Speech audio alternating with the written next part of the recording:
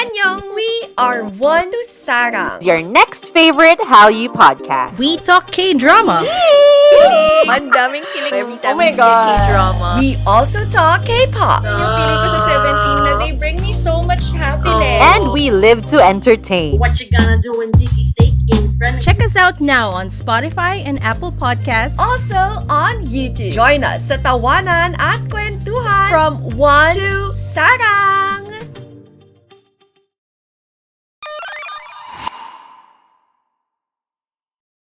The views, takes and opinions expressed on this show are of the host's own and do not represent the views, takes and opinions of the BUNK Collective and its affiliates. Material and sources mentioned in this episode is for general and commentary purposes only. This episode might include strong language and may not be suitable for children. Listener discretion is advised. Stay safe and stay wrestle everyone. Welcome to the main event, Mark. Ayun. We're all good. Welcome to your BUNK Collective Wrestling Podcast, the official wrestling podcast of the BUNK Collective. This is the Main Event Mark Podcast. So we are recording this episode on a Friday. So lahat naman na ng WrestleMania cards ay planado na. Lahat ay maayos na. Lahat ay kompleto na. Lahat po ng per day na determine na din. So wala na tayong masyadong arguments na pag-uusapan when it comes to that. Pero marami tayong pag-uusapan this week in professional wrestling before we continue on our WrestleMania regular programming. And thank you then, by the way, for everyone who is supporting this show, supporting our local wrestling scene. Lalo na nung nakaraang Dexcon WrestleStorm. Maraming pumunta ng Dexcon. Unfortunately, hindi ako nakapunta kasi prior commitment. Ayan. Kasi may prior commitment ako. And marami rin akong ginagawa recently. So, may apologies for that. Pero, no worries. Babawi tayo sa ibang shows na maabangan natin ngayong taon. Napakadami pang shows na mangyayari this year. At napakadami pa na pwedeng mangyari sa ating local wrestling scene. Ayun, kababalik ko lang din dahil ng Holy Week break. Di ako nag-podcast ng last week kasi feeling ko sasagabal siya sa Holy Week, mandatory Holy Week break ko. So, I decided not to release any podcasts noong nakaraang linggo. So, that's why we are releasing this special episode today, Saturday, on the Main Event Mark podcast. And if you're listening to this, I hope you do that yung ating regular programming ay mag-fall din. Itong setup na to, Saturday's podcast natin, baka 2 weeks siya maging applicable kasi next week's podcast kasi is special ulit. Yung WrestleMania 40 review natin ay mag-fall din ng Saturday. So, yun ang abangan nyo. And then, yung aking aftermath ng WrestleMania, doon na tayo babalik sa ating regular programming. So, it's a 2-parter WrestleMania 40 podcast review here on the Main Event Mark Podcast. For now, it's a solo podcast ulit kasi wala na, naninibaguan ako sa setup ng WrestleMania. And naninibaguan din ako sa setup ng kung anong ganap ngayon. Marami din kasi akong inatupag at ginagawa. So that's why halo-halo na yung mga pinagagawa ko recently. And I hope that everyone is fine, everyone is surviving this shit. And ayun.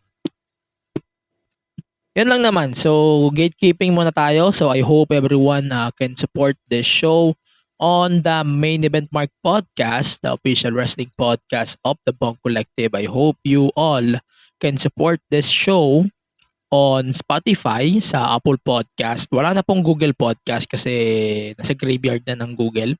And also, you can support us on YouTube at saka sa iba pa mga podcast platforms. Just search the Main Event Mark Podcast. Wala ata yung podcast name. Basta yun, the Main Event Mark. That's on your favorite podcast platforms. And also on YouTube, youtube.com/MEM Wrestling Pod. At saka yung ating mga social media platforms, Facebook, X, Instagram, TikTok, sa Twitch, sa iba pang social media platforms, sa Threads. Kung kayo man ay nagamit pa rin ng Threads. So yan, please support the show, the Main Event Mark Podcast on all of this social media platforms at MEM Wrestling Pod. Also, you can support the podcast on Patreon, patreon.com/MEM Wrestling Pod. Yan. Also, to emphasize na din, Blast TV is the official home of the WWE and UFC here in the Philippines. So, nakakatuwa pa rin, syempre, na na-follow natin yung storyline ng WWE, especially the storylines of WrestleMania 40. Thanks to our friends from Blast TV, the official broadcaster of the WWE and UFC. As we go on to the road to WrestleMania and also WrestleMania weekend this Saturday and Sunday and Monday Manila time. Thank you pa din sa Blast TV for accommodating our local rights for WWE and also UFC as they are going to host UFC 300, the biggest UFC show of the year possibly. So that's UFC 300 will be televised April 14 on Premier Sports and on Top or Blast TV. Yan, nalilimutan ko palagi na Blast TV na pala sila. Ayun, so anyways, I hope that you can support our friends from Blast TV, the official home nga ng WWE and UFC. And you can watch all of the favorite WWE shows such as Raw, SmackDown, NXT, and also yung mga UFC pay-per-views and fight nights. Yun. So, yun po yung content nila. Also, may mga movies din sila, television shows that you can enjoy exclusively on Blast TV. Sa June, parating na rin yung Paramount Plus tier nila sa Blast TV. So, nakakatuwa na ang dami ng streaming platforms na pinagsama-sama sa isang app which is Blast TV. So, yun lang. Thank you pa din Blast TV for accommodating yours truly, especially our fan base na sumusuporta sa WWE and UFC. So, let's continue na with our regular programming. So, umpisa muna tayo with our 5 takes this week and pro wrestling. So, number one top story of the week, of course, we have WrestleMania. So, WrestleMania will take place Saturday and Sunday and Monday Manila time, exclusively on Disney Plus here in the Philippines. I hope this will be the last time that we are going to get this PLE on Disney Plus as we are moving to Netflix. Some of the countries will get WWE Network on Netflix in 2025. And some countries, mag-a-adapt pa rin sila on the same platforms that they have until they follow suit of this Netflix deal that WWE just signed last January.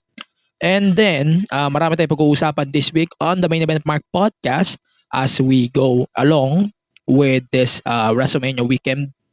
Tapos sasagot na rin tayo ng ilang questions on our Ask Angelo Anything. Kasi WrestleMania weekend na natatabunan na yung questions. So, we might address that one too. Yan. And then, pag-usapan na rin natin yung Stand and Deliver top stories of WrestleMania 40. Kasama na dito yung mga laban ni The Rock, ni Roman Reigns, Seth Rollins, and also our cock-hero, Cody Rhodes. Cock-hero. Ayun. Yan. Yan ang ating pag-uusapan for the latter of the show. Also, number 2 top story of the week is of course also on WrestleMania weekend. We're going to talk about NXT Stand and Deliver. So, sabay-sabay na po yan mangyayari simula po sa Sunday po yan, 12 midnight. Wala po tayong coverage kasi tangin ng Disney Plus yan. Pero yun, that's the reality. Kailangan na lang po natin pumunta sa high seas. Alam niyo na yan. Then, Stand and Deliver, marami tayong pag-uusapan din dyan later on our podcast. So, abangan nyo na lang mamaya yung ating topics when it comes to Stand and Deliver. Number 3, of course, pag-usapan natin sa ating super bilis speed review ang ating WWE Speed na in-air na simula nung Thursday, Manila time. Ito po ay isang tournament like just like what we mentioned, it's a tournament na 3 minutes, and then yung buong tournament na to nakafocus on whoever wins the WWE Speed Championship. The coronation will take place in a later date, possibly this month din, sa April din. And we will find out who will be the first WWE Speed Champion. Mamaya pag-usapan natin yung feedback ko dyan sa ating pong super bilis speed review dito sa pod. Mamaya na rin, pag-usapan natin mamaya. Also, top story of the week 2. Pag-usapan natin yung build-up so far ng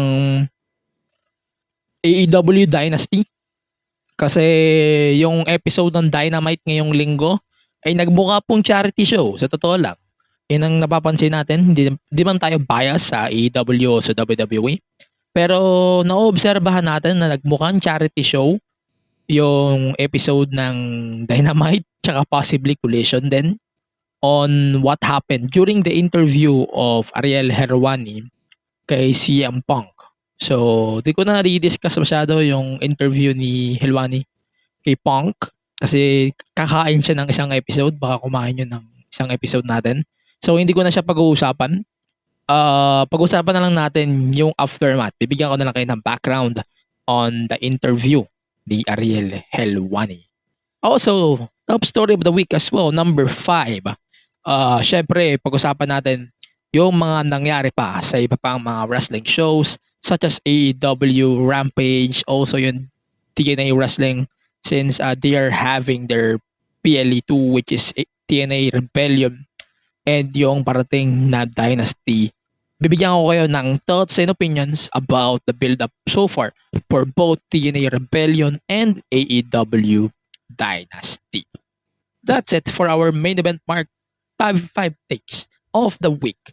And for the meantime, we're just going to take a short break. And then when we come back, we're going to talk about, let's start with the possible final build-ups for this week's WrestleMania. And then tungo tayo sa ilang mga questions that we have to accommodate for this week's Ask Angelo anything. Then, yeah. For the meantime, let's check our kabunk mates on Bunk Collective as we go on to our first commercial break. Sales, profit, and engagement na naman ang usapan. Hey guys, Matt and Lance here. Corporate guys rin kami at pagod na rin kami sa ganyang usapang office. Ibahin naman natin ang mga kausap natin. Listen to guests from careers beyond the corporate scene with the Project Offbeat Career Podcast. Imagine talking to historians, gamers, teachers, and the like on how they live differently and succeed in their unconventional careers. Baka sakali, ito naman ang sign to pursue your passions. Kita-kits sa Spotify, Apple Podcast, and YouTube.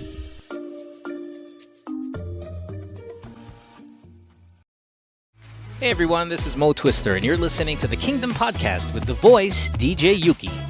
That was the OG, Mo Twister, promoting this podcast. If you like Korean pop culture, or know someone who does, then get into it, and visit our Facebook, Twitter, and Instagram pages at the Kingdom Pod PH. We're proud to tell you that this is one of the premier shows to go to for your weekly dose of K-pop. So drop everything and listen to the Kingdom Podcast. Available in all your podcast streaming platforms. Join us! Hi, yan. Welcome back to the Main Event Mark Podcast, the official wrestling podcast of the BUNK Collective.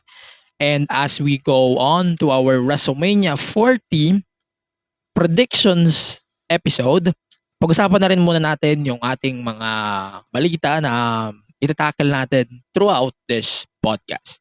Ayun, so ito muna. Ito ay magkakaroon tayo ng Clash at the Castle na gaganapin sa Ovo Hydro in Scotland. So, ang Clash at the Castle, so Glasgow to, magkakaroon sila ng show ng SmackDown on Friday, June 14. And then the PLE will be held on June 15 sa Ovo Hydro and Glasgow. So, yun lang naman. Yun lang yung details na nakuha natin for Clash at the Castle na sa Scotland nga gaganapin. So, it's a nice touch to see every WWE PLE after ng WrestleMania.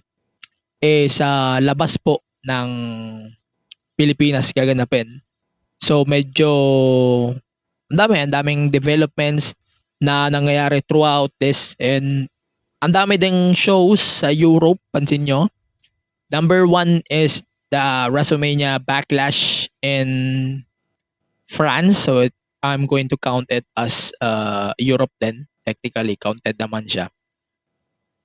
Ewan ko kung sa akin kasi counted siya eh. So France counts as France counted nga siya as country sa Europe. And then later on, after ng SummerSlam, magkakaroon din ng Bash at the Berlin sa Bash in Berlin yan. Bash in the Berlin tuloy. Sa Berlin, Germany. And then tong kaka-announce lang na Clash at the Castle na gaganapin naman sa Glasgow. So, ayan, napakadami pong ganap ngayon in the WWE. Napakasayang maging wrestling fan sa United Kingdom, sa totoo lang, o sa Europe, kasi ang daming ganap, ang daming wrestling shows na nakukuha ng Europe. So swerte nyo. Singapore, kahit hindi na sa Pilipinas Singapore na lang kung magkakaroon ng PLE dito, sana Singapore o kaya India. Yan, that would be great kasi napakalaki ng market ng WWE in both Singapore and India. So, pero hindi natin pag-uusapan yan. Masyadong mahaba pag-usapan yung mga possible location na yan. Ito pa, si AEW announced that Double or Nothing 2024 will be held on May 20. I'm going to confirm the press release AEW provided to us. Ayan. So, sandali lang. 24, alam ko, 24 ba? 26. Ayan. So, AEW Double or Nothing will be held on May 26, 2024. So, this will be the first time that AEW Double or Nothing is returning to MGM Grand. So, first time ito since 2019 na dito ulit sa MGM gaganapin yung Double or Nothing show. So, it was reported first by Dave Meltzer. So, it's being confirmed as well by AEW that they're going to have AEW Double or Nothing sa MGM Grand Arena and Las Vegas. Yun. So, yun lang naman. And also, sabihin na lang natin na yung Dynasty, i-air siya sa Thriller TV sa United States at sa Canada. So, ito ay medyo taliwas sa airing ng AEW PPVs o pay-per-views sa America and BR Live. So, parang tinatanggal na ni AEW slowly itong BR Live sa equation when it comes to AEW Live pay-per-views. So, dasal ko na lang ngayon as a fan din or nagfa-follow din throughout the product of AEW. Sana yung mga pay-per-views sana ng AEW, i-air na lang nila sa Max. Kasi sa Warner Bros. Din naman yung Max, di ba? So sana pag-isipan na nila mabuti na mag-streaming na rin sila. Itong mga AEW fans, matutuwa to, panigurado kasi may Peacock na rin sila sa Max. So that would be great. O kaya doon sa bagong streaming service na i-announce ng AEW or ng Warner Bros. O yan. So ito, isa pa. Pag-usapan rin natin yung Dynamite. Pag-usapan na natin to. Kasi WWE driven na tayo pagkatapos ito. So yun nga, Dynasty will be held on April 21. So they have this build up for the show so far. Medyo nalalamyaan ako sa episode last week ng Dynamite. So hindi ko na siya itakal ngayon sa inyo. So let's focus on this week's. So yung episode nga, kagaya nga ng sabi ko, para naging charity episode siya, naging kapwa ko mahal ko. That's actually following the CM Punk interview with Ariel Helwani. At yun na nga, naging kapwa ko mahal ko na nga yung AEW Dynamite opener na nag-promo si Adam Copeland Then he talked directly to the crowd. He mentioned that he is watching WWF, Stampede Wrestling, NWA. And parang pinut over niya lang yung AEW basically despite of what's happening. And he wants to talk about positives about the product and also the wrestling scene as a whole. Parang sa akin lang dito napaka-unnecessary ng promo na to. I've seen this promo a lot on my timeline sa X, sa Facebook. Napaka-unnecessary nito. I don't get why Copeland is the one who spoke this shit on the crowd. Nagtataka rin ako kasi sobrang WWE guy ni Adam Copeland eh. And into the fact na Copeland is the one who is speaking this, parang pinagmumukha nyo sa akin na tinatarantado talaga tayo ng AEW ngayon. O ni TK specifically, hindi ko na i-mention na promotion. Pero nagkakatarantaduan tayo eh. Yan ang lumalabas. Ang parating kasi dito, sobrang affected ni Tony Khan sa mga sinabi ni CM Punk doon sa interview ni Ariel Helwani. I-breakdown nga natin ng konti itong interview na to ni CM Punk kay Ariel Helwani. So yan nga, si CM Punk pinag-usapan niya yung difference basically ng WWE and AEW. And also, yun nga, minention nga ni Punk na same yung na-tour sa kanya noong All Out 2022. Pero hindi naman sobrang lala ng injury niya. So minention na yun. So CM Punk also mentioned the difference between AEW and WWE. So post-brawl out, he said that no communication from AEW for 6 months. When the left one was injured in AEW, Punk had to pay for surgery and basically, binayaran niya lahat. WWE, however, covered everything. So, he is grateful for that. So, the difference for Punk actually between the two companies is when it comes to the structure, yung kung paano sila mag-protocol sa mga bagay-bagay, at saka yung pagiging professional din ng mga bosses, na mga nasa company. And also, he mentioned that Nick Khan is one of the factors that's why he came back to WWE. Yun, sinabi yun ni Punk. Also, he mentioned din na yung no compete clause, ito na nga yung sinabi na nga ni Punk about the Nick Khan. So, CM Punk received a phone call from Nick Khan on Monday of the week of Thanksgiving, 5 days before Survivor Series. So, yun nga, sinabi naman ni Punk kay Khan na wala siyang complete clause. Pero yes, wala siyang no complete clause and yun. Sinabi rin ni Punk na they are trying to pull CM Punk back in 2020. Pero yun nga, si Punk ay napabalik ni Nick Khan. So medyo na-convince siya ni Nick Khan doon. And then, yun nga, nag-usap din sila ni Triple H eventually. And yun. Yun lang. So, continue natin. So, yung visit sa Raw noong 2023, di natin siya pag-uusapan. Ayun nga. So, basically, Punk, pinag-usapan din nila yung kung paano na-build up yung return ni Seth Rollins sa Raw before the return. So, medyo tease talaga. Tapos, yung kay Nakamura, yung GTS. Yun. So, medyo obvious tease na siya eh. Ayan.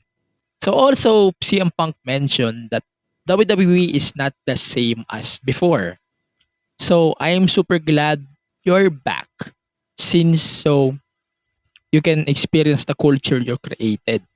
You were a catalyst for this and then you're left.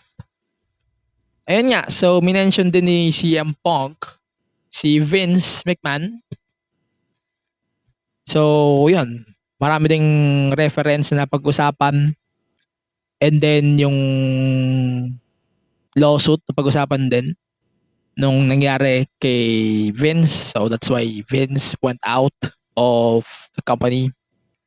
And then ayun, yung tungkol sa WrestleMania, Punk also talk about All In, yung kay Jack Perry. Ayun.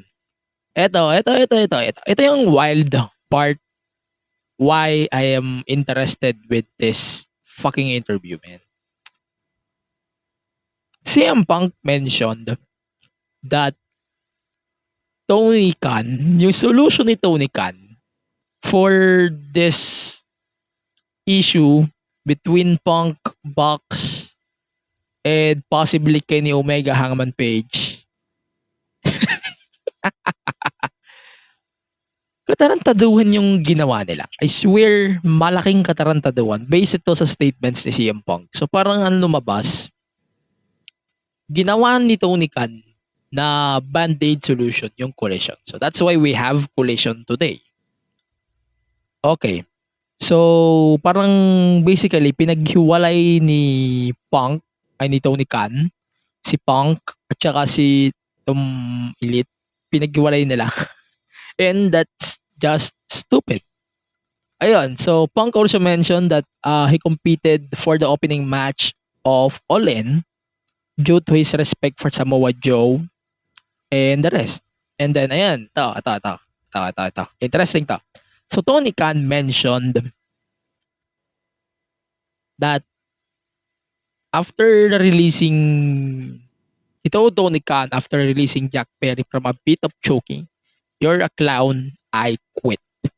And then nga, in-address ni Punk yung medyo pagkabuisit niya kay Tony.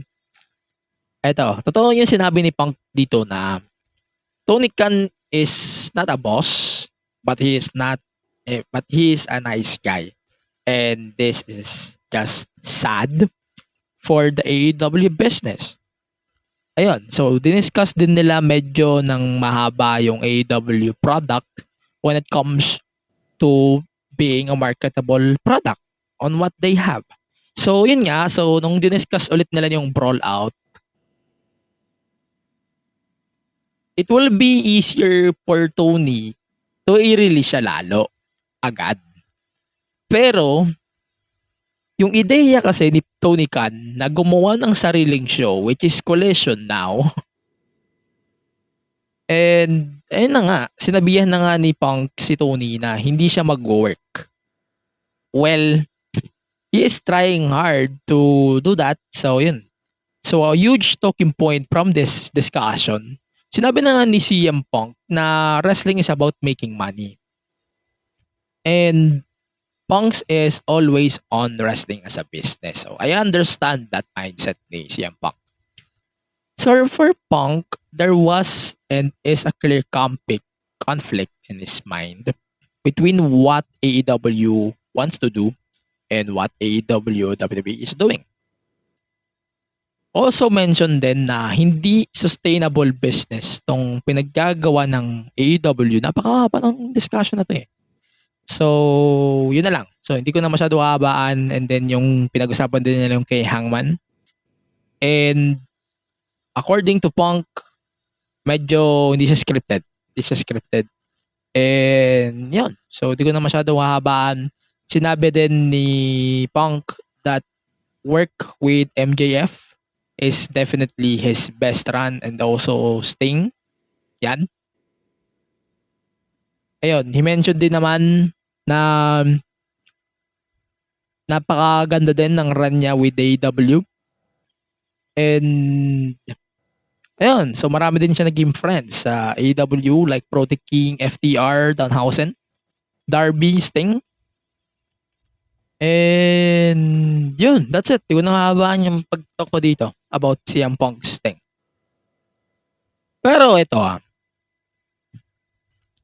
gusto kong i-discuss sa inyo why or hindi ko magets why Tony Khan had to bring Adam Copeland to life just to do a statement for his piece o kaya para mag-damage control on everything what happened sa AEW o sa interview na yun ni Ariel Helwani. Napakalabo eh. Parang ang dating sa akin, napakalabo. Tapos parang impression is ang labo na nga. Ang tanga pa. Di ko na sabihin unnecessary because it is what it is. It's very unnecessary. But on the way Tony Khan is treating this, he doesn't take it seriously. He just wanted to make a fuss of a fuss. That's what we are getting here. So, yun na nga. Di ko na masyadong hahabaan yung thought ko with this Adam Copeland promo, but that was a really good promo regardless. Copeland, yung mga promos ni Copeland naman, sometimes it's bearable. Ito observations ko to from the way he was crowned as TNT champion a few weeks ago. Sobrang bearable na mga promos niya. But this one might be the most unbearable one so far. Not because of him. I love Adam Copeland, to be fair. I love Edge. But on the way he delivered this promo that Tony Khan has asked him to do so, it's just dumb. Unnecessary and dumb. And I don't see any sense and sorcery why they have to provide this one. It's just bullshit. Pero he said one thing about it though. The promo that he mentioned, meron siyang isang bagay na sure akong agree kayo. Yung pagdami ng companies, ng promotions ngayon, wrestling companies that they have right now, it means napakadami po ng opportunity para sa lahat. Hindi lang para sa mga part-timers, hindi lang WWE. There's also TNA that they're doing great job on building talents over there. And yun, napakadaming explanation on why they have to continue with it. Speaking of continue, let's talk about Jay White's status in AEW right now. So, I don't know. I'm just disappointed on how they are treating Jay White so far. Imagine this. Jay White, best IWGP champion of the generation. And then we got this. It's just disappointing as well. We are getting I get this as a part of the storytelling that they are trying to build with the Acclaimed and Daddy Ass. But this is just disappointing. As in, on what we have on this Acclaimed and Bullet Club Gold or Bang Bang Gang, this is just disappointing. Sa totoo lang. I know that this day will come, the AEW and ROH titles will be unified as soon as possible. But in mind, that is still disappointing. On how they're building things, that's disappointing. Ang root lang ng lahat ng to is just Tony Khan's being unbearable authority figure and booker to begin with. Okay, so Jericho. Ito, place tayo doon. So let's talk about Jericho. Akala ko ba may tour tong putang ina to?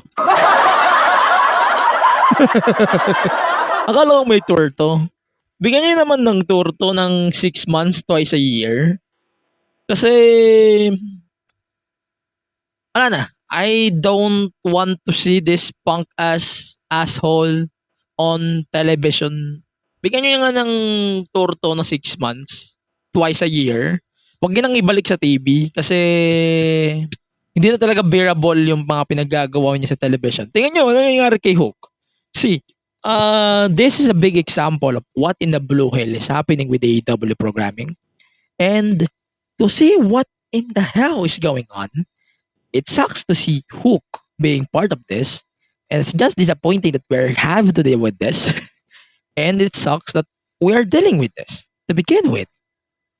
And as expected, Jericho is Jericho, and pucha, bigyan nyo na nga ng bakasyon to, putang. Di na ako natutuwa. Seriously, I'm not impressed. I'm not impressed here. Okay, so Young Bucks is now going to the finals of this tag team tournament that they're running for weeks now.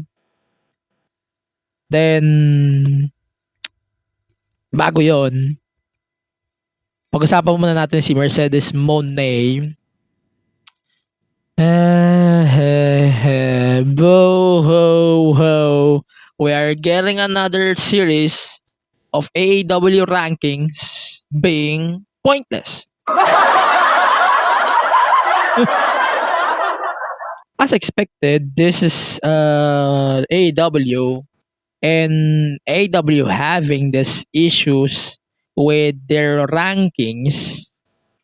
Ito na bago eh. On the last time they have these rankings, anyari?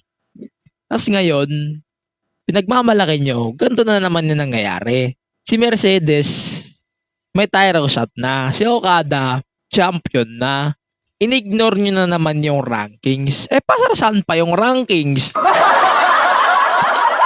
Diba? Ito. Seryoso ha? I love the idea of AEW trying to be this sports-centric, same as WWE. They have these rankings, they have these entrances, they have this BS. But the con of having rankings in pro wrestling, sobrang bypassable yan eh.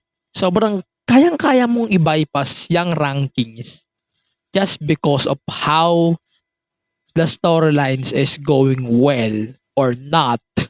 Regardless on that, kung paano gumagalaw ang isang storyline, nababypass mo yung rankings eh. So, parang ang rankings na lang ngayon, parang labo-labo na lang. So, ang system ngayon, based on what I understand, tong AEW rankings, pointless na naman. After Dynasty, si Mercedes gusto niya nang kumalaban agad sa belt. Wala ka pang match ni isa. Kasi gusto mo na agad lumaban sa championship ni Julia Hart.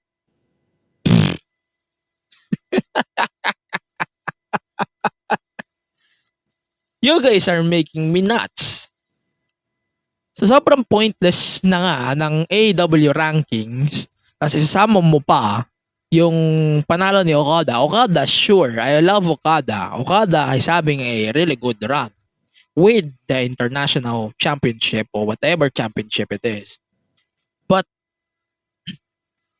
sobrang labo pa din eh. Sobrang hindi ko pa rin tanggap why the AEW rankings are being bypassed na naman. And when it comes to this AEW rankings being pointless as fuck, hindi ko na ma-imagine if somehow later in time, mawalan na naman yung rankings and then parang nalimutan na natin ulit na nagkaroon ng rankings. So that's stupid enough. So why we're bringing Mercedes Moné back to the table again? It doesn't make sense. Kasi, ito, just to be clear, Mercedes Moné wants whoever wins the match at Dynasty for the TBS Championship. But why? Why? Screw this, man. Screw this. Screw this crap. This just stupid as fuck. Go ahead, let's continue. So, Best Friends is done. And then, Trent Barreta turned on Orange Cassidy. And then si Chuck Taylor, still injured. And he's confused on what happened on this turn ni Trent. It might be addressed soon. And then after noon, may nilabas na footage AEW with kay Chris Statlander na medyo na-convince si Trent on what happened, on how she mentioned it to him. Ayun, so medyo interesting din to watch. Ayun, so yun lang. So we have a number 1 contenders match. So Tony Storm versus Thunder Rosa was made official for AEW Dynasty. And finally, we have this contract signing with Samoa Joe and Swerve Strickland. So it ended with Joe leaving Swerve in a pool of his own blood after beating him down with a chain that was wrapped around his hands. So, ayun. Sobrang labo pa din talaga sa akin nung promo ni Adam Copeland. Kahit sino talaga hindi ko kayang ipaliwanag ng matindi sa inyo why this promo exists. Why we're getting this promo to begin with. At all. Right? Pero we're not going to talk about that anytime soon. So, after 2 episodes, saka natin pag-usapan ulit ang AEW. We will focus now on SmackDown as WrestleMania comes by tomorrow, which is April 7 and 8, exclusively on Disney Plus in the Philippines, Peacock in the United States, and the WWE Network in other countries. And this will be possibly the last time everyone will watch WrestleMania on the WWE Network, as the Netflix deal will starting next year. So, yun. Isa lang naman ang pag-usapan natin sa episode na to ng SmackDown, because kaya ko nang isummary yung nangyari sa buong show na to. So, we can talk about it on Jade Cargill's promo on SmackDown. So, Jade Cargill, excuse me. So, yun na nga, Jade Cargill, yung presentation niya, this just amazing. Sobrang ganda ng presentation niya. Alam niyo yung presentation ni Jade when she was with AEW? Sobrang iba. Ibang-iba as fuck. Napakaganda ng presentation na yon ni Jade Cargill. So, simple lang yung naging promo na yon. And it's very convincing for yours truly that they are taking care of Jade. And I hope that Jade will be fine anytime soon, and Jade Cargill won't get any title shots anytime soon. Gusto ko lang muna na mag-prove siya that she belongs in the WWE. And to fair enough, parang gusto ko i-justify muna nila why they are bringing Jade Cargill to the table and not immediately on the title picture. Kung naman yung pinaggagawa nila kay Mercedes Moné. Ayun. So, continue natin. So, speaking of Mercedes Moné, we have this assault by Damage Control after nung main event Bianca Belair versus Dakota Kai.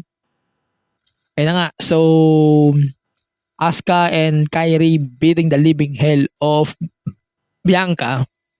And then Naomi saved Bianca. But Jade Cargill is eventually the one who saved the day for this match. And then nga, so we got this 6-woman tag for Bianca Belair. Yes, so it's a good thing, and it's so nice to see then Jade getting her WrestleMania match. And yun, medyo focus talaga sa build yung medyo focus sa build talaga ng WrestleMania yung episode na to. Ayun. So, ano pa ba?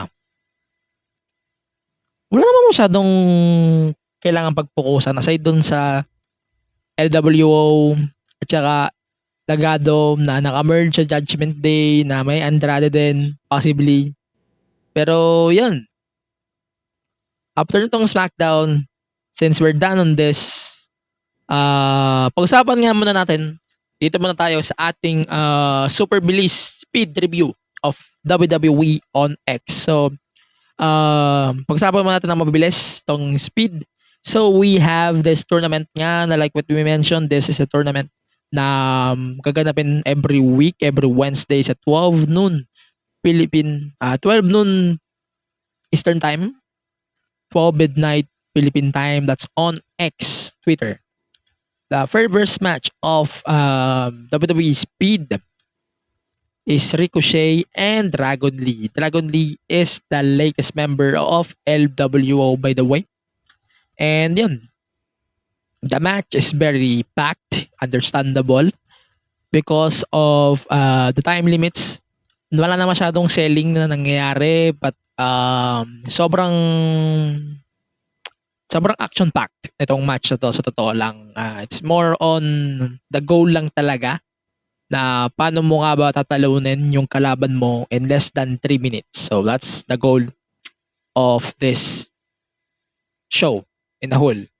But Ricochet getting the win over Dragon Lee, that's because of the continuity of their feud sa LWO ni Dragon Lee. So it's kind of understandable for me. So we have the second match for the WWE Speed. So it's Dragon Lee, Bronson Reed versus Cedric Alexander. So immediately, Bronson Reed advanced to the tournament with 1 minute and 9 seconds remaining on the clock. So basically 2 minutes lang to. Wala pang 2 minutes. Yan. So, yun. That was an amazing match to... itong match na to shows na WWE Speed is very exhibition-ish but with time limits. So, malaki ang potential ng show na to para sa akin. And konting ayos lang sa when it comes to live sa X, sana hindi na lang nila i-live, sana yung easy view na lang kagaya ng second match ng WWE Speed. Yung first match kasi nila Ricochet, yung hassle kasi noon panoorin. I-adjust na lang siguro sa mga susunod na series. Pero yun nga, regarding on my feedback, so far, I really love the idea of 3-minute matches. Lalo na sa WWE Speed. Sobrang excited ako sa magiging endgame nitong Speed tournament. O kaya nitong championship tournament nila. Tapos yung magiging aftermath nito pag i-incorporate na sila sa WWE programming. Sobrang ang laki ng expectations ko when it comes to that. And I hope na hindi ako madismaya nito down the line when it comes to the goal na they are just setting up these things, and I hope that we can set up that's possibly. Ayun. But like what we said, is a limited social media series, so most likely sa tournament lang to gaganapin. I hope din na hindi lang to few episodes lang. But yeah, so that was really good. Pero yun, yung mga speed matches was first recorded during the episode of SmackDown last year. Pero si Corey Graves na lang yung naririnig sa commentary. But yeah, due to the matches recorded in December, we can confirm that Axiom tag team partner Nathan Fraser is also going to be part of WWE Speed. So next week on WWE Speed, JD McDonough and Axiom. So, yun po ang ating aabangan next week on WWE Speed. So, yun lang ang aking thoughts about WWE Speed. Napakalaki ng potential nitong WWE Speed. Pero, parang kulang pa. Meron pang medyong ipapalag tong WWE Speed. Pero that's not a bad show to begin with. Okay, so let's talk about Raw now. Bago tayo mag-break, so focus lang tayo sa Raw. So WWE Raw, first hour was a commercial-free episode ng Raw, no? Sobrang commercial-free ng Raw na to sa first hour. So let's focus about this, no? So the Bloodline kicks off Raw and they ate half of that first hour because they can take advantage of the no commercial breaks. So yun nga, The Rock opened the show and then yun nga, he talked smack typically before the Bloodline appeared, and then yun nga, Roman Reigns is the one who ordered the beatdown. What happened on Raw na nangyari a few weeks ago. Di ko na i-discuss na mahaba yung beatdown, but that was a chaotic beatdown na ginawa ni Rock kay Cody. I cannot wait to see more of that, by the way, on the future episodes of Raw, SmackDown, and NXT. Then, yun, Seth Rollins appeared from the crowd and then he laid down the challenge on anyone, but they declined. But wala naman ako nakitang something new on that. Beside on the trash talks, wala masyadong bago. But yeah, let's continue. So, yun nga.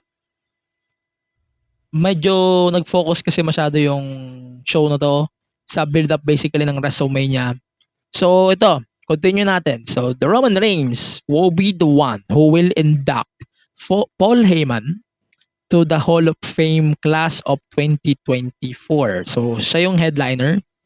Obvious naman. Because it's Philly. Sa akin kasi, ang dating nito, ito ay para lang sa continuity noong feud ni Roman laban kay Cody Rhodes, no? So, yun ang dating sa akin ng induction na to ni Roman kay what I call this? Kay Paul, no? But in real life, I would love to see Brock Lesnar inducting Paul Heyman, but that would be great too. Then, yun. Then we also have Ricochet and Ibar. I think in my opinion, this just a really good match for me. Napaka-solid itong match to this week. Then, Maxine Dupree continuing her feud with Indy Hartwell and Candice LeRae. Parang ang ganda ng build nila so far. Marami pang pag-uusapan dito. Maraming pwede pang i-address further on this.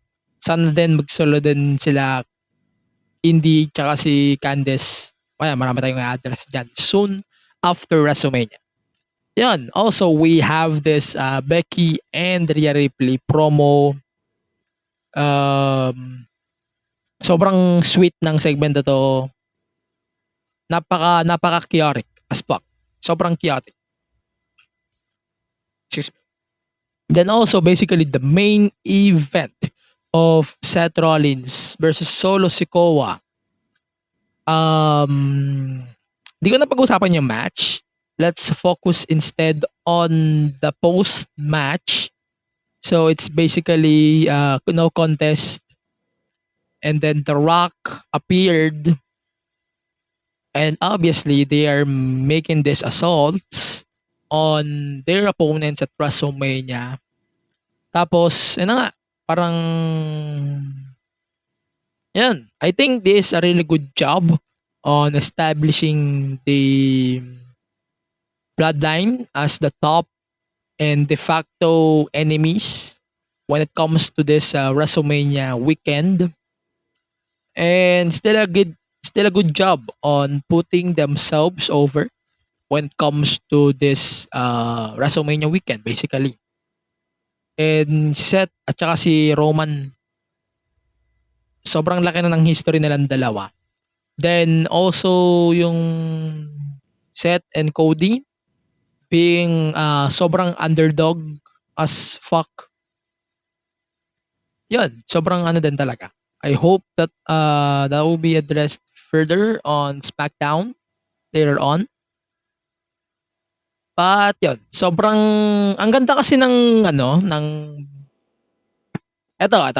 Napanood ko to sa TikTok just a few days ago. I'm going to give a shout out to our friends from K-Fip Cafe. Sobrang naisip ko rin to prior pa. But thanks to their TikTok video, mas na-address nila ng mabuti na sobrang nagko-connect lahat ng storylines ng buong WrestleMania. I'm not going to include women because Rhea, wala naman siyang masyadong counterpart when it comes to the bloodline or Cody and Becky. So, yan. Gusto ko lang mag-shoutout sa mga kaibigan natin sa KC. Kasi naisip ko yung part na yon na sobrang nagko-connect talaga. Halos lahat ng storylines mainly for the main event spot ng WrestleMania. So like itong Rock, Roman versus Seth and Cody Rhodes, and then in de facto on top we have Roman Reigns and Cody Rhodes. And also Seth Rollins is also fighting Drew, and then Drew is also feuding with Sami Zayn na kaibigan ni Seth Rollins. And then also Drew also feuding with Damian Priest, na Damian Priest as part of Judgment Day. And napakadaming history eh. Napakadaming butas o history na pumapasok sa picture na to, sa feud na to ng WrestleMania, sa buong WrestleMania na mainly focused for men. Ang daming feuds na nag-interact into one. And that video na in-upload ni Linus ata to, si Linus ba to o si Link? Yan, si Link. Can confirm na yun, sobrang nag-interaction talaga yung lahat ng feuds when it comes to the men's feuds at WrestleMania. So yun, again, thank you very much for Casey doon sa video na yan. Ayan, medyo nagets ko din. Para lang ma-context nyo, mamaya i-retweet ko yung video na yun ng Casey para lang mas nyo. Ayan. Yun lang naman. Tapos na tayo sa weekly shows ng WWE sa Raw at SmackDown for WrestleMania. Mamaya nga sa ating second half, after of this break, we are going to talk about NXT and their build up to NXT Stand and Deliver. And now, after of that, we're going to predict WrestleMania 40, the biggest weekend of the year. And also, we're going to predict NXT Stand and Deliver. For the meantime, we are going to take a short break and we are going to check on our kabunk mates here on BUNK Collective. Get in, loser. We're going shopping. I can't. I'm sick. Weh, yung tataa. Boo, you whore. Di-lockdown pa rin. Huh? 2021 na. So, anong gagawin natin? Di, magstay na lang sa house at makinig sa Astrology, the podcast. With new episodes every Tuesday on Spotify, Apple Podcasts, and Google Podcasts. Naguulat mula sa shore na kasing pretty ko. Bringing you the latest and greatest. And diving deep into the cool waters. Of BLs and GLs. And every kind of love there is. We are the Shippers. Sail with us as we watch our favorite queer love stories. And update you about the latest every week. Kaya tara, sakay na as we sail the open seas. With new episodes Mondays and Wednesdays on all major podcast streaming platforms. Sakay na you. Let's go. Ayan. So, welcome back to the Main Event Mark Podcast, the official wrestling podcast of the BUNK Collective. Ayan, bago tayo magpatuloy sa ating regular programming, gusto ko lang i-mention na yung mga documentaries nila Bray Wyatt and Roman Reigns, their respective documentaries. Panoorin nyo sila, by the way, medyo nag-interconnect sila with how WWE might go o yung mga direction ng programming after ng WrestleMania. So, those biographies, sobrang gaganda ng mga biographies nila. Especially with the Bray Wyatt one. Panoorin nyo yung kay Bray. Sobrang ganda ng documentary ni Bray. Okay, so let's go back to our regular programming. Before we continue on our Stand and Deliver talk, pag-usapan natin ng mabilis. Ito pong update na dumating dito sa atin through the Disney Plus thing. So, pag-usapan natin ng konti. Ito pong bagong update na pinrovide sa atin ni Kuya Disney Plus. So, we are going to have a price increase when it comes to their plan. Sorry guys about that. Medyo poll ako doon na pinili ko yung video ni Cope. Ayan. So, continue natin. So, si Disney Plus ay magkakaroon ng price increase starting this month, April 24. Ayan. So, di ko siya na-mention last episode, pero ito, it is what it is. Ayan. So, Disney Plus is going to have a price increase starting April 24. And then the mobile plan will be axed in favor of the basic plan. And then consumers will be able to choose from our basic plan or premium plan with an option of either monthly or annual subscription for both plans. Basic plan will be at 250 pesos, 249 or 1,990 pesos annually. And then premium plan will be at 519 pesos or 4,190 pesos. For comparison, the mobile plan will be retired.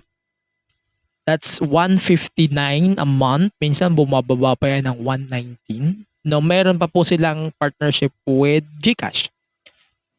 And then the premium plan or yun nga, premium plan is 369. Pero iba na po ngayon. So starting April 24, we're getting this price difference and new plans ng Disney Plus. So this in WWE will affect May 5th sa Backlash in France. Ayun, so ang comparison muna natin sa pricing. So yung 250 plan ni Disney Plus is up to 3 mobile devices na siya. Upgrade siya doon sa plan na mobile. And then you can obviously create 7 profiles. Pero isa pa rin yung concurrent streaming sa basic plan. And also, 3 yung minimum devices or maximum devices na makaka-log in. So, yung 250, pwede ka nang mag-cast and then yung video quality is at 1080p. Meron na rin Dolby Atmos itong 250 which is great. But yung premium plan, ang laki ng tinaas ito which is 100 plus. And ito yung difference. So you can now view all of the programming up to 4 screens. And then 10 na po yung maximum device log-in. At up to 4K Ultra HD na po yung maximum video quality sa Disney Plus. Yun lang naman. So this change comes as we continue to curate an extensive collection of brand content, award-winning APAC originals, and quality storytelling for consumers. Ayan po ang ating update for WWE on Disney Plus. So, kung gusto nyo pa rin mag-subscribe sa Disney Plus, pag-isip-isipan nyo na po. Mayroon review yung kaibigan natin dito sa podcast and also BUNK Collective, si Slick. about the Disney Plus experience with the WWE programming. Ilalagay ko na lang siya sa description. Malaking bagay yon na guide sa mga nanonood ng WWE sa Disney Plus. To be fair naman, nag-improve na si Disney Plus when it comes to the airing of the WWE content. Pero sobrang dami pa rin lapses. Kahit ako napapansin ko pa din yung lapses. But I hope that it will be adjusted in favor of us na lahat mapapanood natin kahit ano, walang i-cover. Lalo na yung ring na may na may logo na ng Prime. Pucha, paano nyo i-sensor yan? Ayan, go ahead. Ito, we're going to have NXT recap lang on what happened on NXT. So we have this Supernova sessions. Di ko na masyado pag-uusapan yung tag match. So we have a 3-way for the tag titles match at Stand and Deliver. So Nathan Frazer and Axiom won this match, which is really good and really great. Understandable siya para sa akin. And they really deserve it. And then for sure, we are going to get something more on this one. Okay. So, ang sure lang ako, magkakaroon ng title change dito, possibly. Para lang magkaroon ng justification yung pag-move nila Corbin and also Braun Breaker sa SmackDown. As a tag team na. Ayan. Also, we have this development when it comes to Chase U. So, Chase U, si JC Jane is no longer with Chase U. Few weeks pa yun. Thea Hale, bumalik na siya sa dati niyang attitude, which is great. Wow, which is great para sa akin. Sobrang ganda talaga ng goal na to para sa akin. Pero itong match na to, so far, na binibuild nila, it's basically a 6-woman tag na mangyayari na sa Stand and Deliver. We will talk about the predictions later. Medyo natis na siya weeks prior pa eh. Medyo obvious na siya sa akin.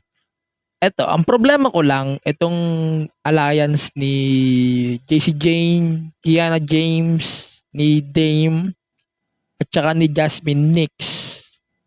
Medyo easy Dame pala. Sorry. Medyo hindi klaro yung alliance nila.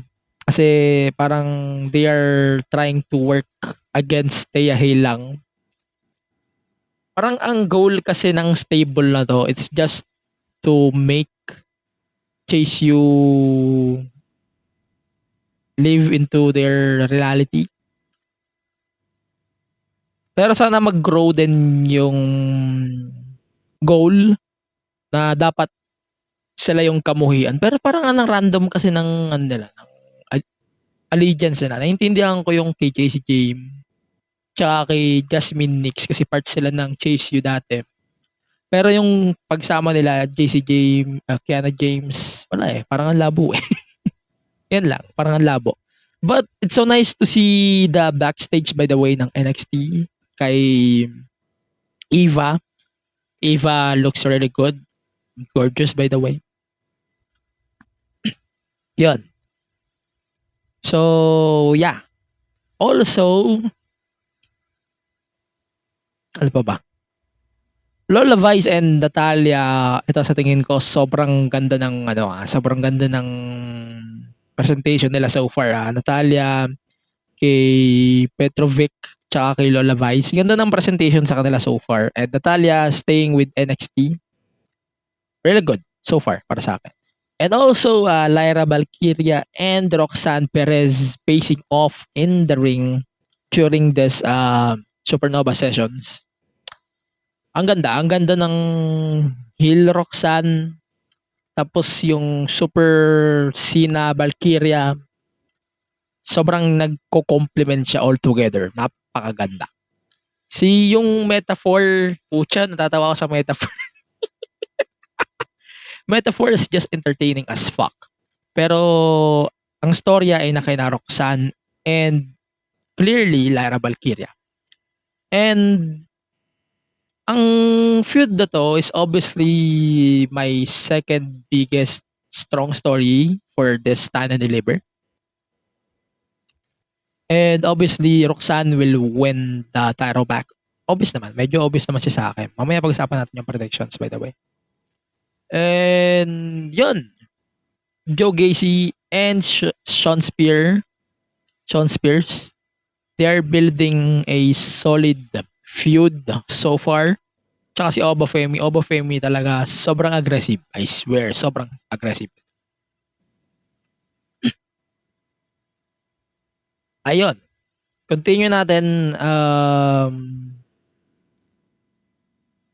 Trick Williams and Carmelo Hayes, they have this final promo before Stand and Deliver. There's just an amazing final talk between two of them. Sobrang protected ng segment na to. Sobrang ganda ng moment na to. All together, both Melo and Trick. Alam natin na magkaibigan sila pareho. And ang ganda ng presentation sa kanilang dalawa. I swear this just solid as fuck. Both men delivered, I swear. And sobrang justified din why they are the main event for Stand and Deliver. Sobrang solid ito. I swear to God. Napaka-solid. Yun. So, ito na rin possibly yung crowning moment ni Trick Williams as the main event guy. Siyempre, ito, sama na rin natin yung kay Tony D and Ilya Dragunov. Sobrang iba ng vibe ng feud na ng dalawa. It's not a feud, but it's more on focused on mind games na chaotic pa din. Pero sobrang solid. Sobrang napaka-solid. Chaotic siya. Ang ganda ng presentation sa feud na to. That was really good. Ano pa ba? Yun lang. Sobrang ganda kasi ng segment nila parehas. But I cannot wait to see more on Stand and Deliver itself. Napaka-solid. Napaka-solid. I cannot wait to see Stand and Deliver on television. And I cannot wait to see more of that sa Stand and Deliver mismo. Yan. So, eto na ang tamang panahon para pag-usapan natin ang WrestleMania 40 XL predictions and Stand and Deliver, as we are now going to do the official predictions for this year's WrestleMania and Stand and Deliver. Let's start first with NXT Stand and Deliver. This is the current card as of Friday, April 5th. Let's start with the kickoff show. We have Sean Spears and Joe Gacy. It's easily a win for Sean Spears, as I must say. Ayan, continue natin. So we have a few matches on the card. That's 13,000. Yung manonood sa Wells Fargo Center. Imagine that. That's the biggest Stand and Deliver ever. Ayun. So this card is basically all pyros will be on the line, which is great. And then obviously Carmelo Hayes and Trick Williams is the main event. Let's focus first on the 6-woman tag. Thea Hale, Fallon Henley, and Kehlani Jordan versus JC Jane, Kiana James, and Easy Dame. In a 6-woman tag, so it might be a win for Thea Hale, Fallon Henley, and Kehlani Jordan. Like what I mentioned a few weeks or few moments ago, that sobrang kalat ng agenda nila Kiana James, JC Jane, and Easy Dame. Itong allegiance sila. Medyo ang kalat.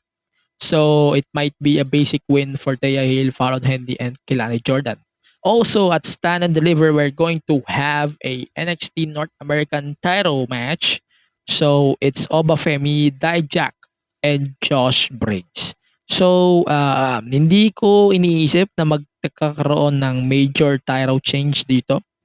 So, it's Oba Femi pa rin ito. Pero kung magkakaroon ng title change sa North American title, I hope this is it for Dijak. And sana manalo si Dijak ng North American title. Can't wait to see more of this. Then, Braun Breaker and Baron Corbin versus Axiom and Nathan Frazer. Binabawi ko na pala na daw nag-expect masyado ng title change. But this has to be Axiom and Nathan Frazer win for this match. Yun. Also, bawiin ko na din talaga na magkakaroon pa ng title change. Lyra Valkyria versus Roxanne Perez. In my opinion, hindi naman ako underwhelmed kay Lara, but I think this reign has to end and we cannot wait to see more of Roxanne Perez down the line. Pero gusto ko din talaga na mag-main roster na si Roxanne. Pero may part din sa akin na sobrang stuck kasi ng women's division ng WWE. Baka matabunan lang siya doon. Pero yan, I really hope that Roxanne wins the title. Then we have Ilya Dragunov versus Tony D for the NXT Championship. This type of feuds, I would love to see this main event the show. Pero dahil nga sobrang lukewarm ng build na to, I understand. But I think Ilya Dragunov will retain over Tony D.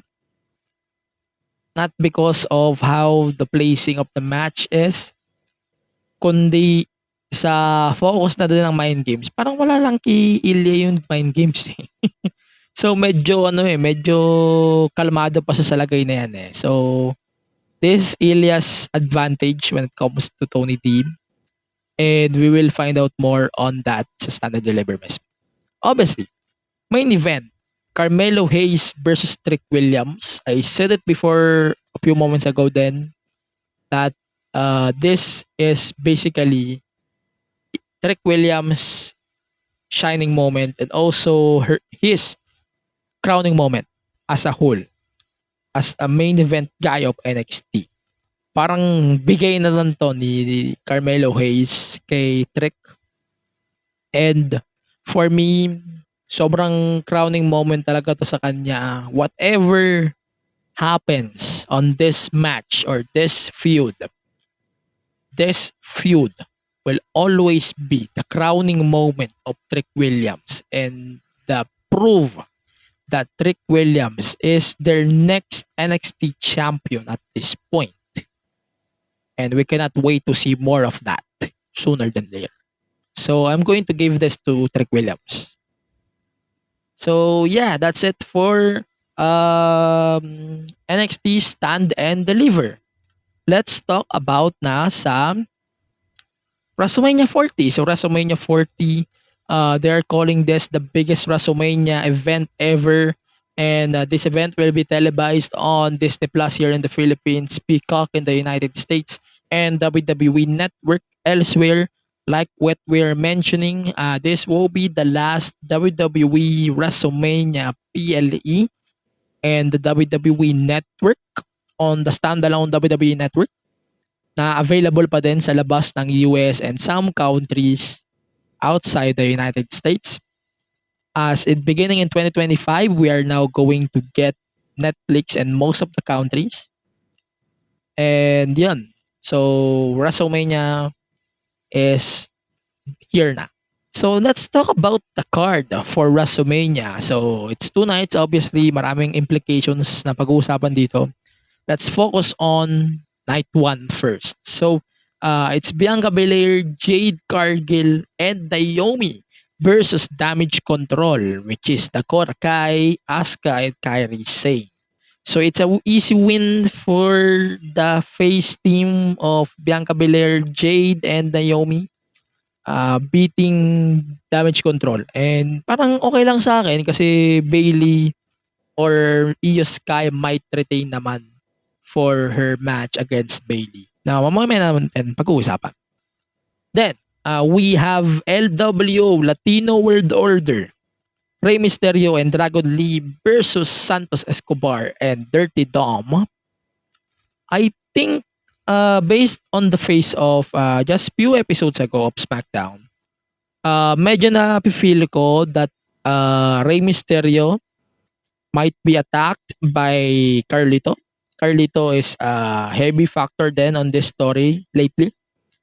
And it's a very obvious then that Carlito might turn on Rey or Dragon Lee at any moment on this match as well, taking advantage for Santos Escobar and Dirty Dom Mysterio. Also at WrestleMania, we are going to have Jimmy and Jey Uso, Battle of the Usos at WrestleMania. I would love to see Jay getting the win over Jimmy. Pero feeling ko it might be a Jimmy win over Jey Uso. Pero either way, it rocks. Pero I have to give my predictions to Jey Uso. Okay. So, we have this tag titles, the Judgment Day, DIY, Awesome Truth, the New Day, A-Town Down Under, and New Catch Republic in a six-pack tag team ladder match for the WWE Undisputed Tag Team Championship. So, ang rules dito, according to the commentary last episode of Raw, both titles will be hanging above the ring. Both Raw and SmackDown tag titles. Kailangan ma-retrieve siya parehas. So, ang tendency nito is parang i-split na yung tag titles and possibly we have to get two winners for this match. Number one possible winner for me is obviously Awesome Truth.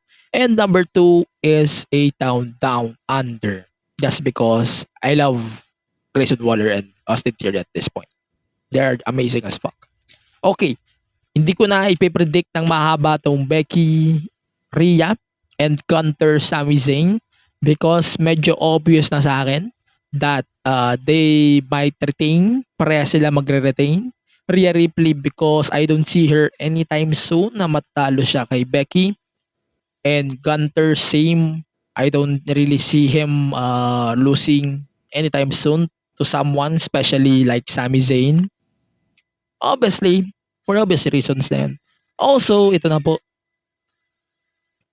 main event, the Bloodline, the Roman Reigns, and The Rock, the final boss, versus Cody Rhodes and Seth freaking Rollins in a tag team match. If Cody and Roman, if Cody and Rollins wins, all members of the Bloodline will be barred from ringside during the title match at night 2. If Rock and Reigns wins, the championship match on night 2 will be held under Bloodline rules. Medyo obvious na sobrang ina-emphasize nila yung Bloodline rules. Kaya medyo ang haba ng ano ko dito, medyo mahaba yung pag-iisip-isip ko sa main event na to ng night 1. Parang ang gusto ko kasi 1 versus all yung mangyari sa night 2. So, with that, mayroon din possible interaction sila Drew. Possible din na mag-appear yung buong Bloodline on this just to set a justification that we might get a Bloodline win here. Just to set that goal na si Cody lang ang tumalo mag-isa sa buong Bloodline, and that will be great as fuck at WrestleMania. No DQ, lahat ng Bloodline na sa ring. That will be chaotic as fuck.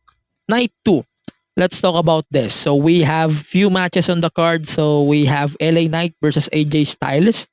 The feud that they have is personal, and I cannot wait to see two of them explode. AJ Styles also teased that he might introduce a new theme song for WrestleMania 40. Starting at WrestleMania 40. Kasi yung current team niya, hindi na bagay sa current character niya, which is great for me. Okay. I think AJ will put over LA here. So LA Knight obviously will win this match. Also, we are going to have this Philadelphia street fight between Bobby Lashley and Street Profits versus the Final Testament. I think the Pride or Lashley and Profits might get the win here. And yeah, I think they're the ones who is eligible to win here. Also, we have this triple threat match for the US title. We have Logan Paul, Randy Orton, and Kevin Owens for the US title nga. I don't see same on what I said doon sa Gunter and Rhea match. Ito rin yung isa pang match na I don't think na matatalo yung defending champion. So I think Logan Paul is retaining here. And then we have Io Sky and Bailey for the Women's Championship. This one of the matches that I think we might get a new champion, and I think Bailey is winning at WrestleMania. I hope Bailey will win at WrestleMania. Then we have Seth freaking Rollins versus Drew McIntyre for the World Heavyweight Championship. I think I want Drew to win, but I think Seth is winning. That's how my prediction will go on this match. Just because Seth is being focused on the bloodline story, medyo nalilimutan niya na may Drew pa siya sa bucket niya. And I think magiging distraction pa ito para matalo siya for his match at WrestleMania. So it's Drew.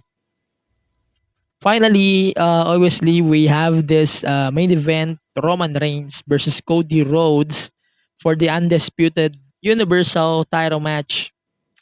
Regardless on the rules na madedetermine during night 1, I think it's time na rin. It's sobrang perfect na ng time na to finish the story, and sobrang perfect na to for WWE to put the belt on Cody Rhodes. Time is fine. Enough is enough. It's time for a new era, and I think Cody Rhodes is the one who should lead that new era that we have right now in the WWE, the Renaissance era. That's it for my predictions at WrestleMania 40. Let me know your predictions below on your platforms as well. Pag-usapan na lang natin later on. Yan, sorry, pasensya na guys. Ayan, pag-usapan natin pa yung predictions sa ating pong post na pinapost naman natin every day before the PLEs. Ayan, pag-usapan natin yan. By the way, bago tayo magpatuloy, invite ko lang kayo. Ayan, sana panoorin nyo yung WrestleMania 40 this Sunday and Monday, 7 a.m. The broadcast rights will be on Disney Plus in the Philippines, Peacock in the United States, WWE Network elsewhere. This will be the last WrestleMania on the WWE Network as it's set to be dismissed at the end of the year in favor of the deal that they just signed with Netflix in some countries, and then some countries will adapt to the Netflix system by January of 2025. Also, you can support our friends from Takeover Lounge and also the Wrestling Podcast. Kung gusto nyo manood ng kanila pong mga viewing parties, ayan, pakisuportahan na lang po ng ating mga kaibigan. Makikita nyo naman sa platforms ng Wrestling Podcast and also on Takeover Lounge kung saan kayo makakapanood ng Insight. Ang kanila pong mga venues ay sa Katipunan, yung sa Takeover sa Wrestling is yung Skinny Mikes and Happy Stadium, and Quezon City and also in Taguig for Skinny Mikes. Yun lang naman for WrestleMania 40. I hope everyone is now gearing up for WrestleMania tomorrow at 7 a.m. Eastern Time. Pero 11 p.m. pa lang ng Sabado.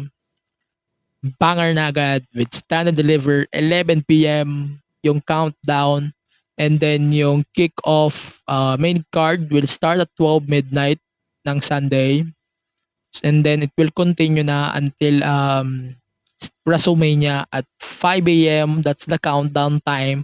7 a.m. yung main card for this year's WrestleMania. Yan. Yun lang naman.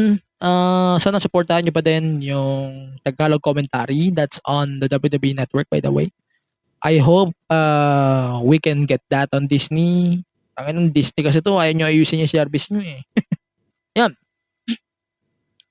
That's it for our episode. By the way, for today, this is a longer episode of the Main Event Mark podcast. I hope that everyone is doing great. Ayun. Sagot nga tayo muna ng few questions.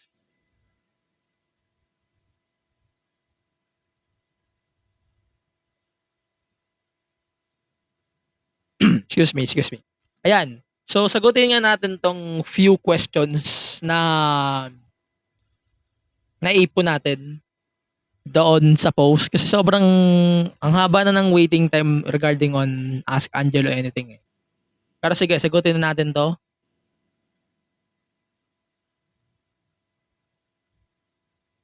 Sandali lang. Hinahanap ko kasi.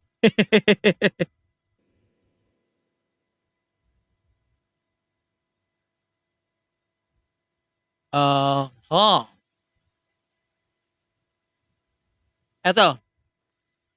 So ito, may na-receive tayong questions dito mula kay Drax regarding on the few questions lang to. Few questions that I really want to answer, no? Tapos sasagutin ko rin yung iba na nakita ko sa community natin. Number 1 ito, with Scott out of the equation, parang medyo justified na ito na hindi si Scott, hindi rin si Tommy Dreamer. Pero sagutin ko na rin. With Scott out, sino yung gusto kong mag-lead ng creative direction ng TNA? As much as I don't want to answer this question really well, pero I think sana wala sa Anthem department heads yung mag-lead ng creative direction ng TNA. Sana yung may experience pa rin sa TNA mismo yung mag-lead. Like yung mga wrestlers ng TNA na sobrang experienced when it comes to running the shows. Like yung mga creative sides. Minabalitaan pala tayo with WWE and TNA that they are having negotiations regarding on their partnership. And possibly hindi lang sa Hard to Kill o kaya sa Royal Rumble mangyari yung partnership. So we might see more of TNA on the programming pa ng WWE at TNA back and forth. Pero I would love to see more WWE talents on TNA and TNA talents on WWE. Especially Moose. Putang ina, I want to see Moose in WWE. Ayan. Any wrestling promotion you want to get into and give a chance this year? Ay, ito mahirap to Mahirap to sa akin kasi this podcast, ang fina-follow natin may 2021 pa lang. WWE, AEW, TNA, New Japan, and basically local wrestling scene. No? Fina-follow ko yan. Most of the time, kung may mga updates tayo sa labas ng mga yan, ibibigay din natin kung necessary. Ngayong taon, ang goal ko kasi ay mag-into it's either Japan, more on Japan pa, like Stardom o kaya TJPW. Ay, by the way, speaking of Stardom, thank you very much to our friend Troy Gonzalez of ano bang affiliation ni Troy? Nakalimutan ko yung affiliation ni Troy eh. Ayun, gusto ko mag-shoutout kay Troy Gonzalez ng KC community din natin. Wait, nakalimutan ko talaga yung affiliation nito ni Troy. Nasa isip ko na, pero nalilimutan ko lagi. Wait lang. Basta yun, I want to give a shout out kay Troy Gonzalez. And doon sa kanyang show sa YouTube, you can follow him or her then by the way on the YouTube channel niya sa Joshi Journals. Sobrang helpful nung video niya about Stardom, lalo na sa mga magkukumpit sa Supercard of Honor tomorrow. Di ko na siya sinama kasi tomorrow na eh. I'm really looking forward for more on Joshi type of wrestling. Not in a way na paglilibugad ko, no. Gusto ko mag-into Stardom talaga. Yung women's wrestling sa Japan, Stardom, like ganyan. Tapos TGPW, gusto ko mag-dive more sa Japanese wrestling scene. Kasi most of the wrestling that I consume is parang basics na lang, WWE, AEW, TNA. Parang I want something new. I watch New Japan, pero very rare at this point. Pero, ayun nga, nako-convince ako ng mga videos ni Troy sa YouTube. Troy is by the way from Wrestle Zone as well. Please follow Wrestle Zone. Yan. I'm really looking forward for more dive sa Stardom at saka sa ano ba? Japanese wrestling scene. Gusto ko mag-dive pa doon ng medyo malalim. Malalim-lalim. Yun ang tamang term ko. Medyo malalim-lalim na pag-dive sa Japanese wrestling scene. Also, may mga questions pa tayo. Wait lang. Hinahanap ko kasi yung questions. Ayan. Medyo natanong din on yours truly.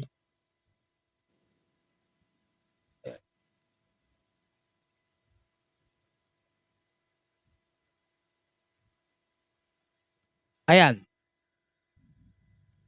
Ito, nakita ko nasa sa profile ko. So, ito na nga, galing kay Igor to.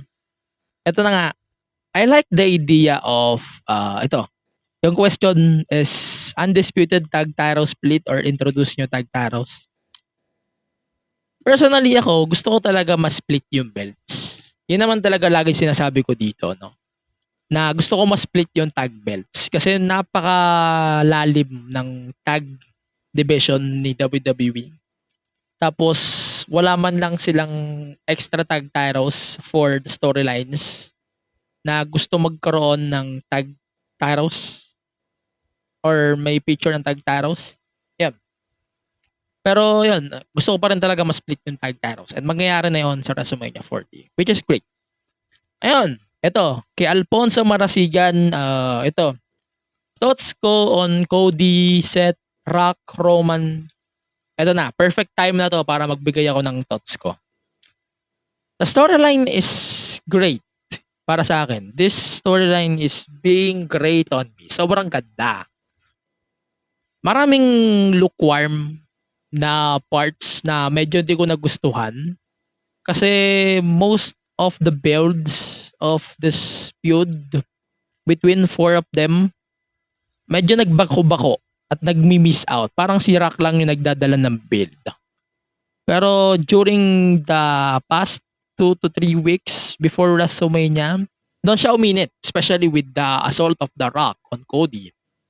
So, I think justified na napakainit na tong feud na to with Cody and Seth versus Roman and Rock.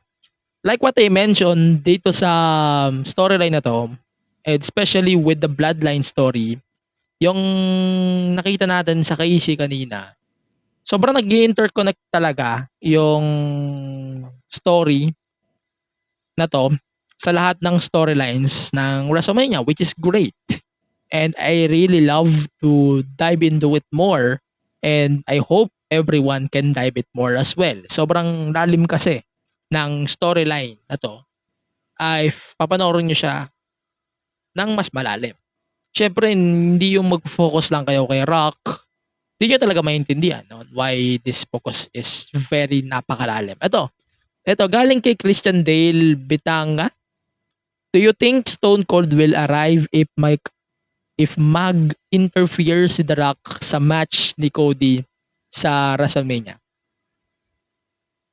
Simple answer, possibly.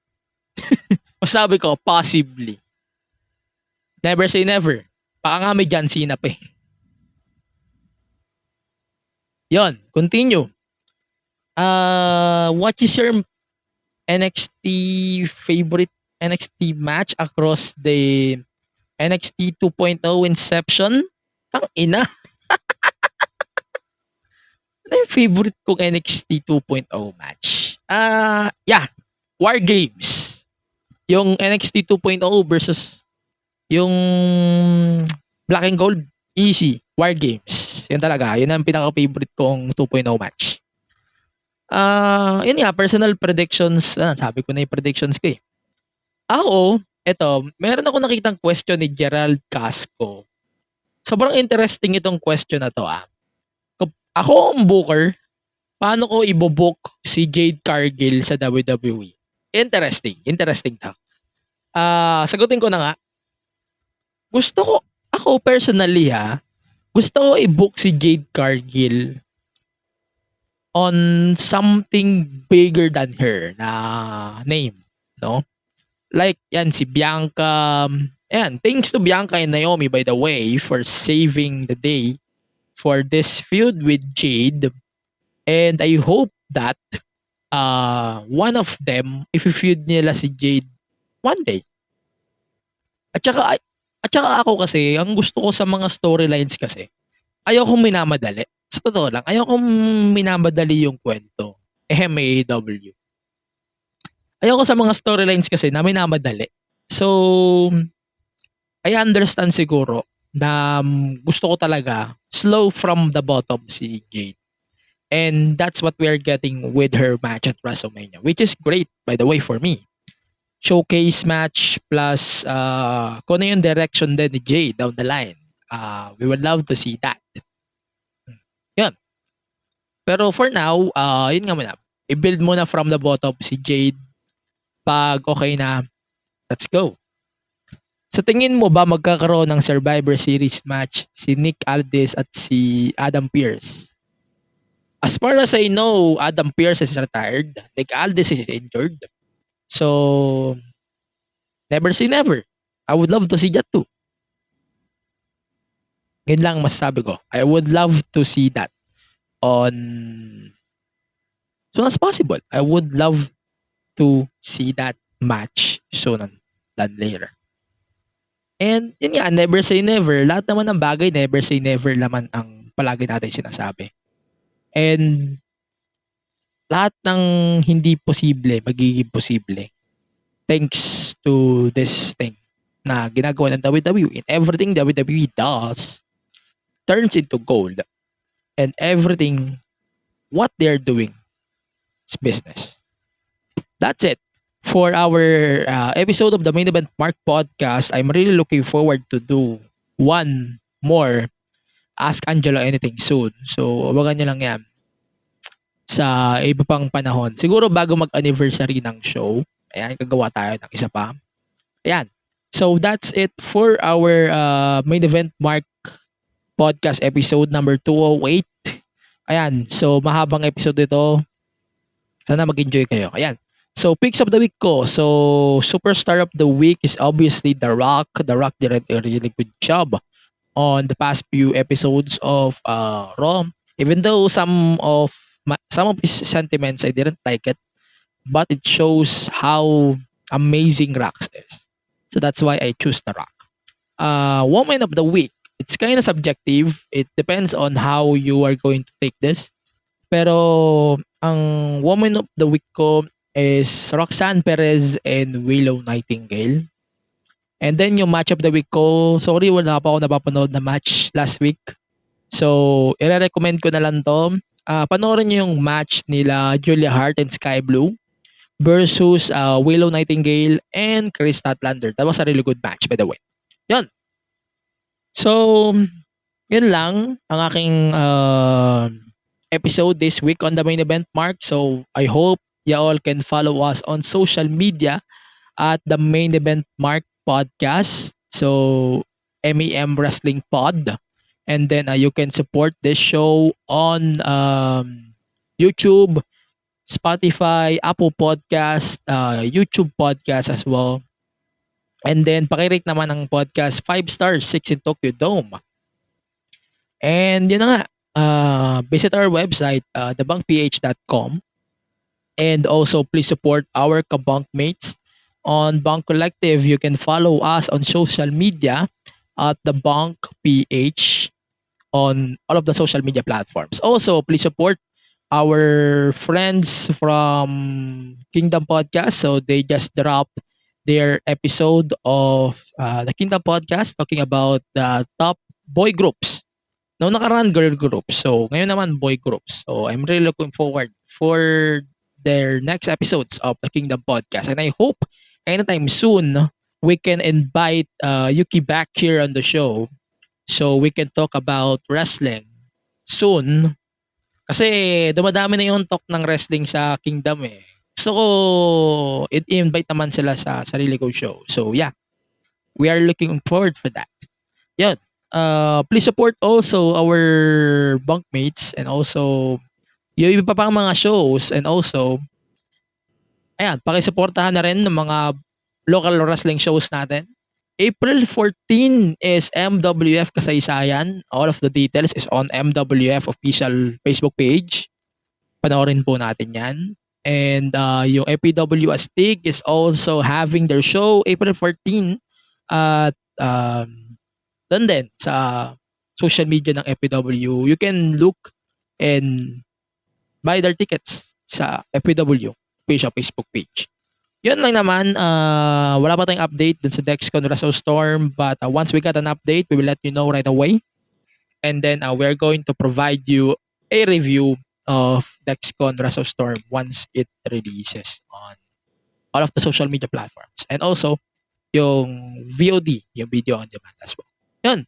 Yun lang naman ang ating podcast this week on the Main Event Mark Podcast. Of course, please follow me on social media, by the way, at AG Pinera on all of the social media platforms. Before I let you go, bigay lang ko ng mabilis na thoughts sa WrestleMania setup natin ngayong taon, WrestleMania 40. It's very minimalist. Oo. Yun ang napapansin ko. Sobrang minimalist niya lang. Maganda para sa lokasyon, pero I can still tolerate this over WrestleMania 35 setup. This setup reminds me of WrestleMania 31. So para sa akin, maganda pero toleratable. Hindi ako masyado nagandahan, pero sobrang toleratable niya. This really good kumpara sa setup ng 35 tsaka ng 32. But I can tolerate this. But this is such a big downgrade from their setup sa 39 last year. Yun. Yun lang naman ang thoughts ko about the WrestleMania setup. Again, thank you very much for listening on the Main Event Mark Podcast. Napakahaba nito. Pasensya na. Again, my name is Angelo from the Main Event Mark Podcast and also Bunk Collective. See you next week for our 2-part WrestleMania special. Yun. Thank you very much for listening on the Main Event Mark. Thank you very much. Stay safe and stay wrestle. See you on the next one. By the way, I want to give a shout out to Wrestling Podcast. Happy anniversary to one of my first shows na napapakinggan ko sa YouTube at saka sa Spotify noong days na sobrang nagka-catch back ako sa wrestling. Wrestling Podcast or SGP before is one of the shows that I am listening for. At saka yung show nila before sa Fox na wala na ngayon. So yeah, happy anniversary Wrestling Podcast. I'm really grateful that naging part din ako. Naging parts din sila ng aking pag-wrestling fan as a whole. Yeah, thank you very much. Yun lang, stay safe and stay wrestle again. See you next week for our huge episodes for the podcast. Goodbye for now.